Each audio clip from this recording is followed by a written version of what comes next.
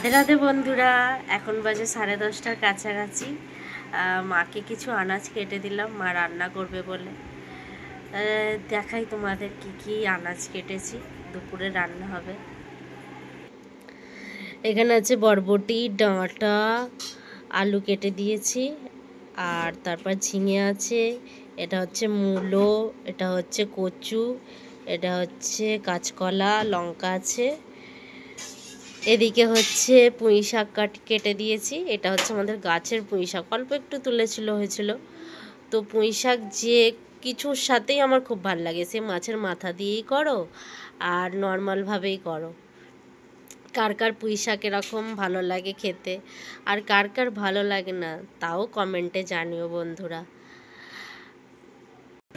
শুভ দশমী শুভেচ্ছা নিও বন্ধুরা। আজকে সবাই ভালো থেকো, সুস্থ থেকো। টাটা বন্ধুরা।